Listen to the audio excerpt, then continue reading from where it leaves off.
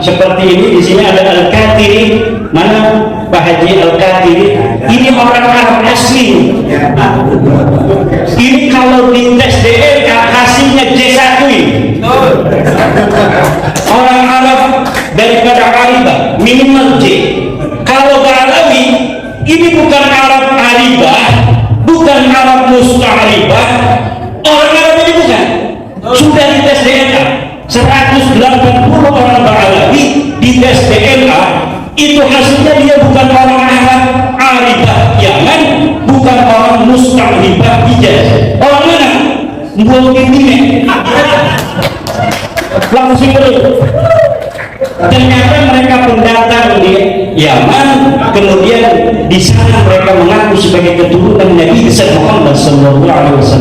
Wajib bagi umat Islam untuk menolak mereka mengaku sebagai keturunan Nabi. Kenapa? Getiye mesti benar, mesti periksa. Bagaimana hanya dengan tesis saya? Tesis mah adalah istihad. Istihad itu dhanun qawiyun, berbeda dengan periksa darah.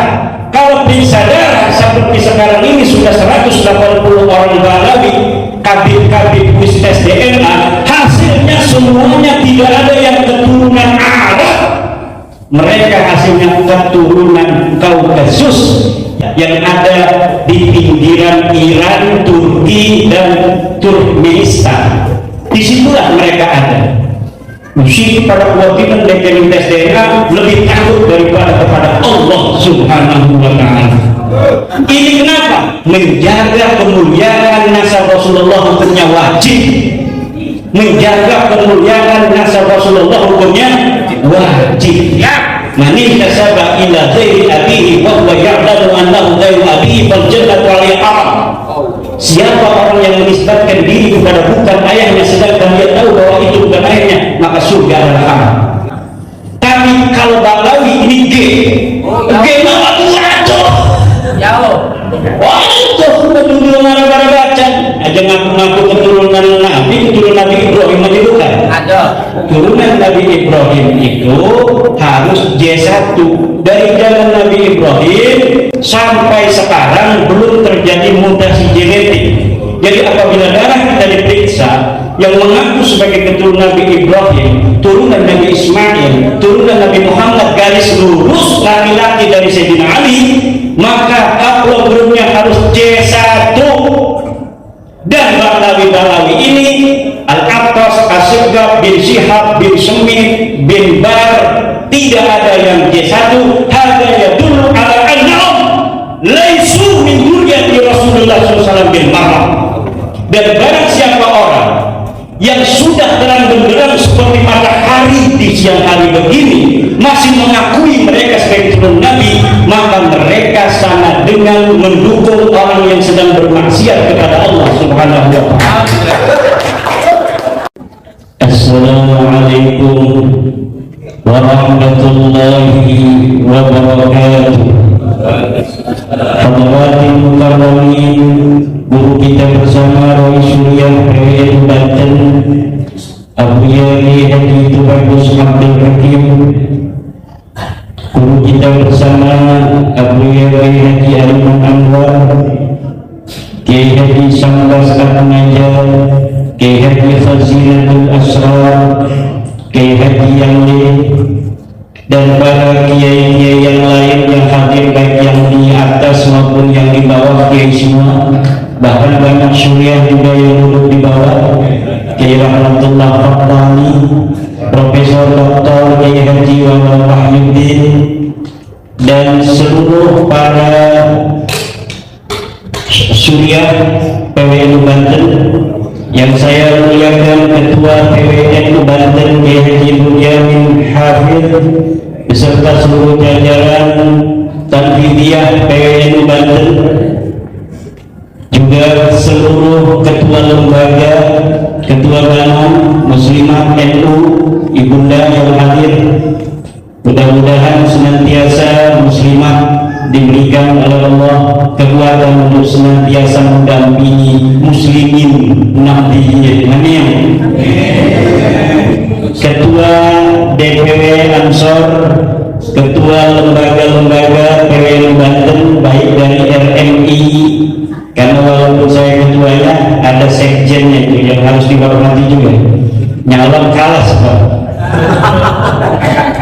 Juga ketua dari Laksudan, ketua KKNU dan lain sebagainya. Hadirin hadirat ma'asyiral muslimin rahimahullah. Ibadah puasa adalah sebuah proses. Pengumuman akhirnya nanti di hari kiamat. Mana puasa kita yang diterima, mana puasa yang tidak diterima, tidak ada yang tahu hanyalah Allah Subhanahu wa Ta'ala. Nanti diumumkan oleh Allah melalui malaikat di akhirat. Tetapi sebelum pengumuman akhir itu ada quick count yang bisa menjadi sebuah dalil bagi kita untuk mengetahui hasil sementara puasa kita. Apa hasil quick count-nya? La'allakum tattaqun, takwa kepada Allah Subhanahu wa Ta'ala. Sebelum kita Ramadan, kemudian kita masuk bulan Ramadan, setelah bulan Ramadan apa yang terjadi dengan takwa kita? Apakah takwa kita ini akan bertambah? Apakah takwa kita ini akan berkurang? Itu adalah quick count daripada hasil pahala Ramadan yang kita kerjakan sepanjang bulan Ramadan. Nanti hasil akhir diumumkan oleh malaikat. Apakah hasil akhirnya ini sesuai dengan hasil quick count? Ini kita tunggu nanti. Yang jelas kemungkinan besar hasil akhir yang diumumkan oleh malaikat di hari kiamat tidak akan berbeda jauh dengan hasil quick count.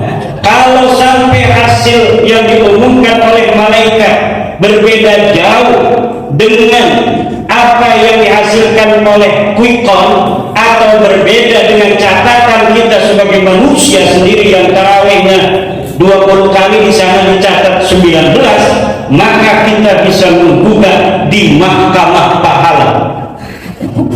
Tidak usah demo-demo, kita cukup nanti di mahkamah konstitusi yang ada di akhirat. Kita jadikan saksi ahli malaikat raqib dan atid. Tidak usah demo-demo, semua ada aturannya. Tidak akan ada yang dizalimi oleh Allah. Tidak akan ada satu kebaikan pun yang tidak akan dicatat oleh Allah.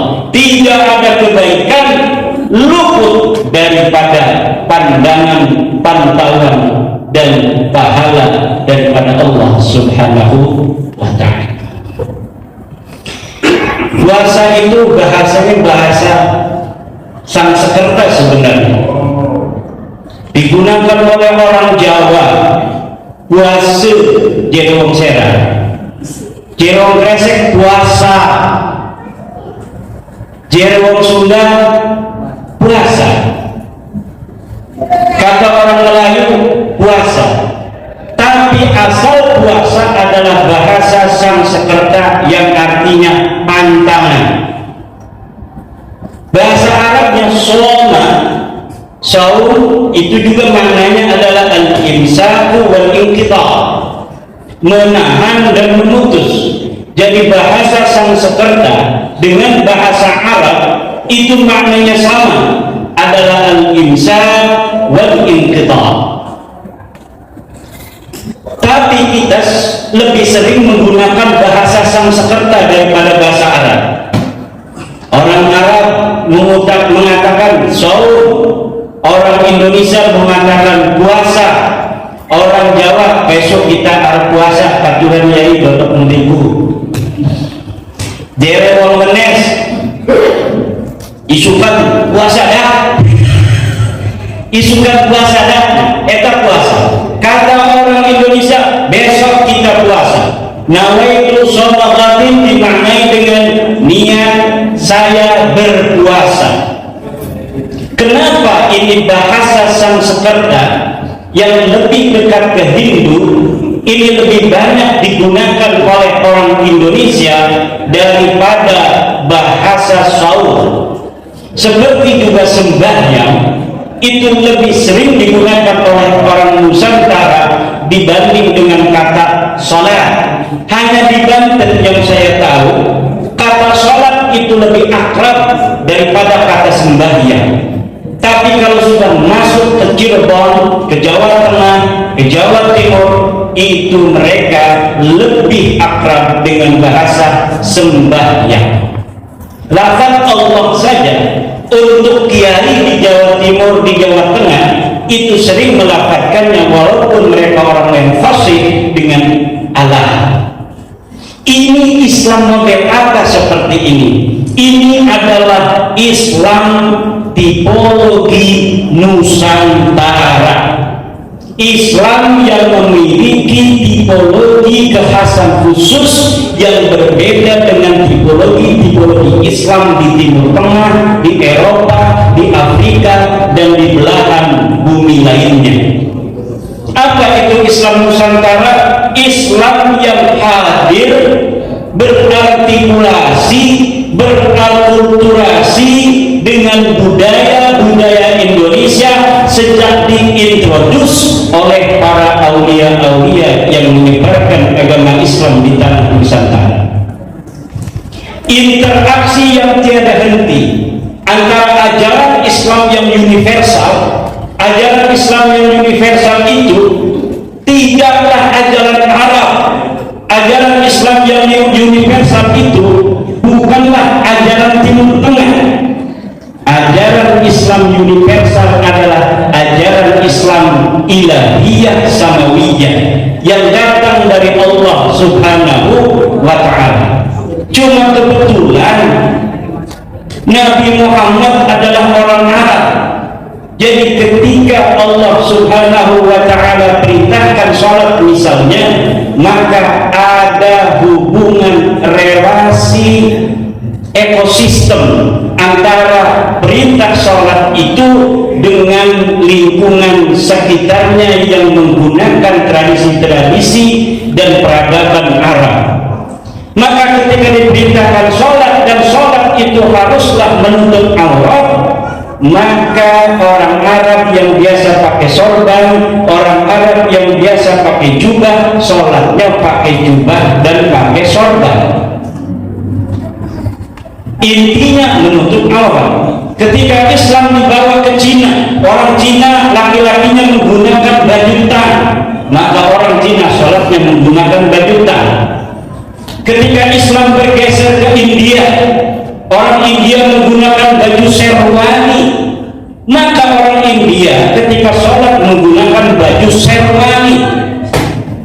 Ketika bergeser ke Indonesia, Indonesia menggunakan sarung, kepalanya pakai peci, maka ibadah sholat dilaksanakan dengan sarung dan peci. Islam universalnya sama, sholat 5 waktu, syarat-syaratnya harus menutup aurat, tetapi perbedaan geografi, klimatologi mempengaruhi tipologi khusus bagi daerah-daerah yang dimasuki Islam sehingga membentuk sebuah tipologi Islam yang di Indonesia menjadi Islam Nusantara.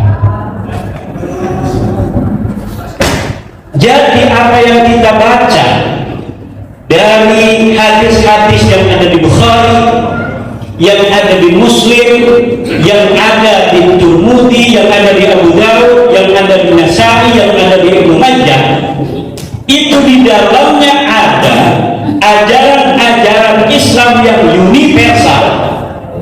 Di dalamnya pula ada ajaran-ajaran Islam yang telah berkelindan, yang telah berakulturasi dengan budaya-budaya Arab.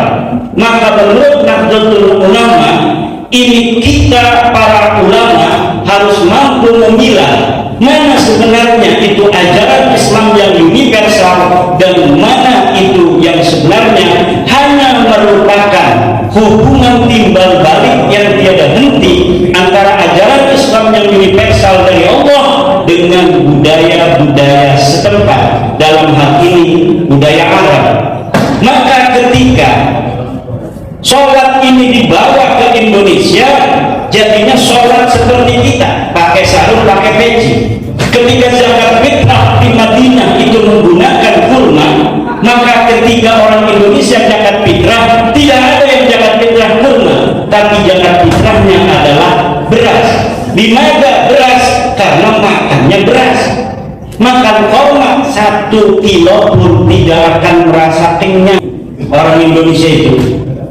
Jadi sekarang ini ketika Nahdlatul Ulama menyebarkan, bukan hanya di Indonesia, prototipe tipologi Islam Nusantara ini kini mulai dibawa ke luar negeri, dibawa ke internasional, di mana negara bangsa itu menjadi sebuah keniscayaan di dalam the new order sejak peristiwa perang dunia yang kedua, di mana batas-batas negara sekarang ini sudah menjadi jelas diatur oleh PBB. Indonesia batasnya dari Sabang sampai Merauke. Tidak bisa orang Malaysia kemudian tiba-tiba menyerang Indonesia begitu saja. Kenapa? Karena ada perjanjian dari PBB. Berbeda dengan masa lalu. Kalau masa lalu siapa saja yang kuat, kita bisa menguasai negara manapun yang kita inginkan. Gajah Mada bisa menguasai daripada Thailand, bisa menguasai daripada Malaysia, Singapura, Brunei, dan negara-negara Asia Tenggara lainnya. Tetapi hari ini yang semacam itu tidak bisa dilakukan, bahkan oleh satu negara yang menjadi polisi dunia, negara Amerika Serikat sekalipun. Tidak bisa negara sekelas Amerika Serikat sekalipun tiba-tiba datang kepada suatu negara kemudian dia mengklaim bahwa negara itu bagian daripada negaranya. Apa yang terjadi di Rusia sekarang ini yang ingin menyerang atau ekspansi terhadap Ukraina, mendapat pertentangan dunia yang menurut Rusia hanya bisa dilakukan dalam hitungan hari, ini sampai hitungan tahun belum selesai. Kenapa? Karena dunia tidak mendukung Rusia. Makanya bagaimana dunia ini kemudian ditata dalam keharmonisan? Nahdlatul Ulama mempunyai sebuah konsep yang disebut dengan konsep Islam Nusantara. Tetapi berbeda dengan ajaran Islam Nusantara yang digagas dan diampu kemudian dikembangkan oleh Nahdlatul Ulama. Sampai saat ini apabila negaranya di dunia ini semua seperti negara Pancasila dan mayoritasnya baik agama Islam maupun itu agama non-Islam seperti Nahdlatul Ulama Islam Nusantara yang memiliki tawassul, dan i'tidal, kemudian dasar negara sebuah bangsa itu seperti Pancasila, di mana ada di sana kemanusiaan yang adil dan beradab, ada ketuhanan yang Maha Esa, semua agama diakui, semua agama dilindungi, sampai yang melawan Allah pun tidak ditangkap. Ini Indonesia Pak, luar biasa. Ada yang melawan Allah, saya yakin melawannya salah sambung. Menurut telepon saya, ini puasa akan berakhir hari Selasa dan lebarannya hari Rabu. Tapi orang Jogja itu telepon ke Allah, katanya lebarannya kemarin hari Jumat. Kalau kita terima hari Jumat kemarin ini sebagai lebaran, maka buka puasa sekarang ini buka puasa apa? Enggak sah kita buka puasanya.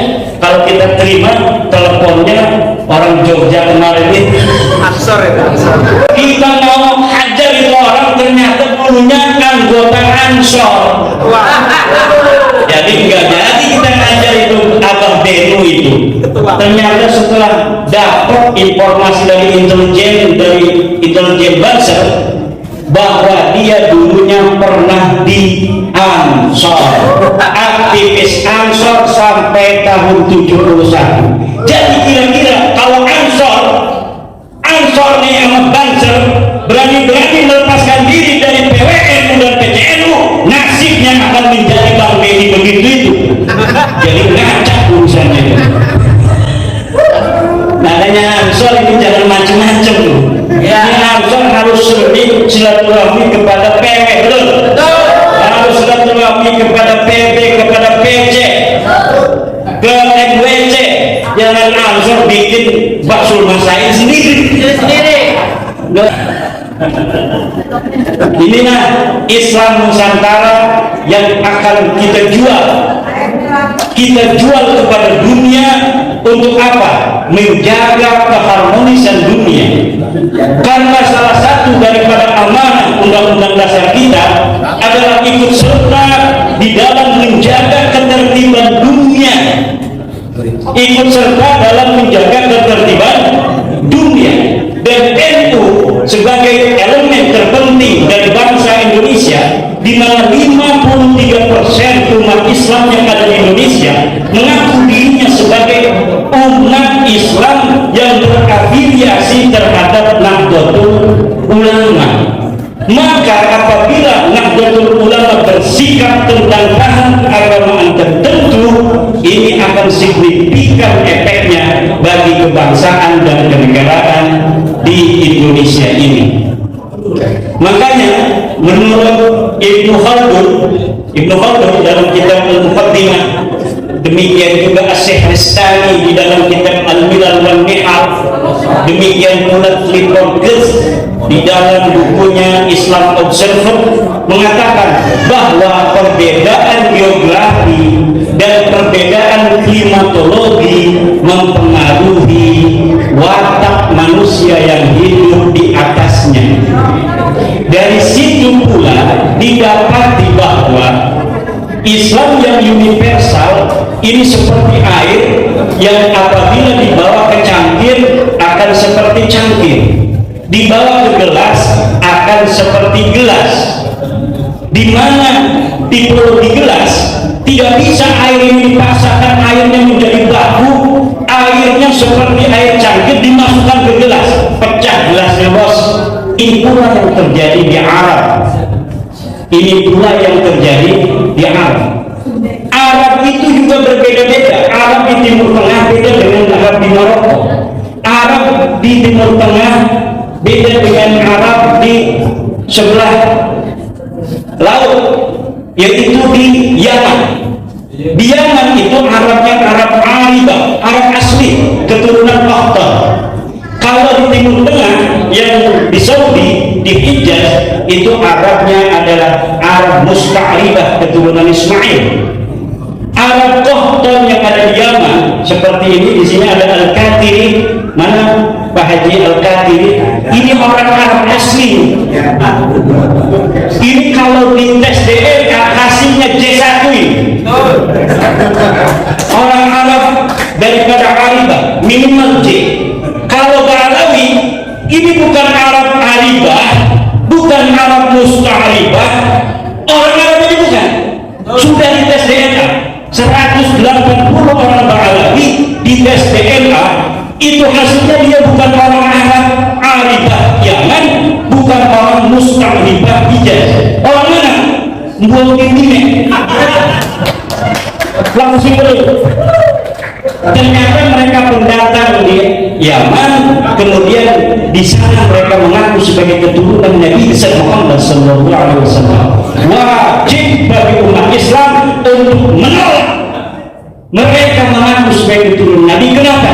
Getih mesti dulu, mesti periksa. Bagaimana hanya dengan tesis saya? Tesis mah adalah istihad. Istihad itu dhanun qawiyun, berbeda dengan periksa darah. Kalau periksa darah seperti sekarang ini sudah 180 orang Ba'alawi, kabit-kabit tes DNA, hasilnya mereka hasilnya keturunan Kaukasus yang ada di pinggiran Iran, Turki, dan Turkmenistan. Disitulah mereka ada. Mesti pada waktu itu dengan tes DNA lebih takut daripada kepada Allah Subhanahu wa Ta'ala. Mudah-mudahan dengan apa namanya ada betul-betul baik.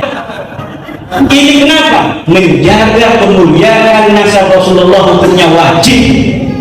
Menjaga kemuliaan nasab Rasulullah hukumnya wajib. Man intasaba ila ghairi abihi wa huwa ya'lamu annahu ghairu abihi fal jannatu alayhi haram.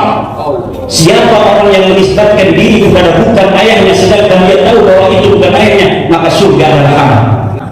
Tapi kalau Balawi ini G maka jatuh. Jauh. Wah, itu dulu mana-mana baca. Aja ngaku-ngaku keturunan Nabi, keturunan Nabi Ibrahim aja bukan? Ada. Keturunan Nabi Ibrahim itu harus J1. Dari zaman Nabi Ibrahim sampai sekarang belum terjadi mutasi genetik. Jadi apabila darah kita diperiksa yang mengaku sebagai keturunan Nabi Ibrahim, turunan Nabi Ismail, turunan Nabi Muhammad garis lurus laki-laki dari Sayyidina Ali, maka haplogramnya harus C1. Dan Balawi ini Al-Attas, As-Sigab bin Syihab bin Semit bin Bar, tidak ada yang J1. Hada yadullu ala annahum laisu min dzurriyyati Rasulullah SAW bin Maryam. Dan barang siapa orang yang sudah terang benderang seperti matahari di siang hari begini masih mengakui mereka sebagai turun Nabi, maka mereka sama dengan mendukung orang yang sedang bermaksiat kepada Allah Subhanahu wa Ta'ala.